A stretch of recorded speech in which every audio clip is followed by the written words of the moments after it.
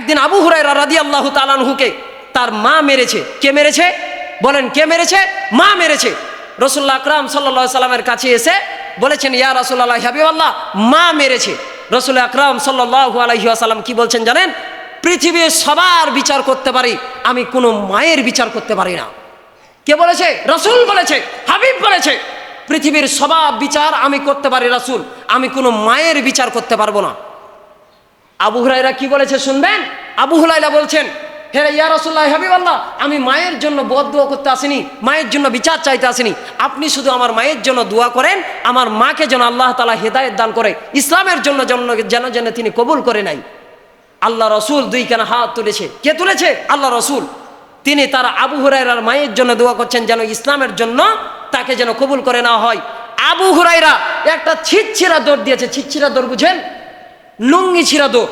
এত দৌড় দেওয়া কোনোদিন কোনো সাহাবি দেয় নেই। এক সাহাবি রাস্তাতে আবু হুরায়রাকে ধরছে, আবু হুরায়রাকে হাত ধরে চাপে ধরেছে। আবু হুরায়রাকে বলছে, আবু হুরায়রা কোথায় দৌড়াও? আবু হুরায়রা বলছে, ছেড়ে দাও আমার হাত, আমি এটাই দেখতে চাই আমার রাসূল যে দুইখানা হাত তুলেছে, আমার রাসূল আমার মায়ের জন্য দুইখানা হাত তুলেছে, আমার মাকে যেন ইসলামের জন্য যেন কবুল করে নেওয়া হয়। আমি দেখতে চাই বাড়িতে যে আমার রাসূলের দোয়া আগে কবুল হয় না আগে আমি আবু হুরায়রা বাড়িতে যে উপস্থিত হয়। আবু হুরায়রা বলে, আমি যখন বাড়িতে গেলাম, বাড়িতে গিয়ে যখন খটখট করে যখন বাড়ির দরজায় গিয়ে যখন কারাঘাত করলাম, আমার মা আমাকে মেরে বাড়ি থেকে বাহির করে দিয়েছে। সেই মা আমার দেখছি কণ্ঠকে, শব্দকে একবারে নিম্নগামী করে বলছে, কি আছে বাইরে?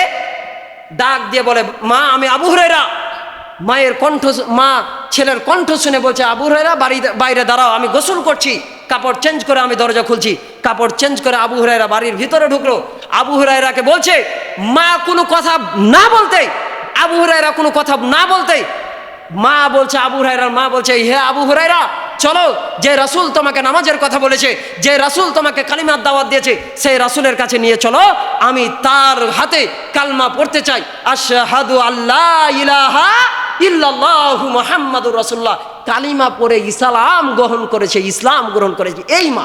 আর এই দোয়া একদিন রাসূল আকরাম সাল্লাল্লাহু আলাইহি ওয়াসাল্লামকে এসে সাহাবায়ে কিরাম, তাবিঈন, তারা এসে বলছেন, রাসূলুল্লাহ, আপনি তো জিহাদের ময়দানে যাবেন, যুদ্ধ করতে, তো চলেন আমরাও যেতে চাই যুদ্ধ করতে। বলছে, তোমার কি মা জীবিত? বলছে, হ্যাঁ আমার মা জীবিত। তো যাও, তোমাকে যেতে হবে না, তুমি যাও, যে তোমার মায়ের খেদমত করো, জিহাদের সওয়াব পাবে, কিন্তু যুদ্ধক্ষেত্রে যাওয়ার কোনো অঙ্গীকার নাই।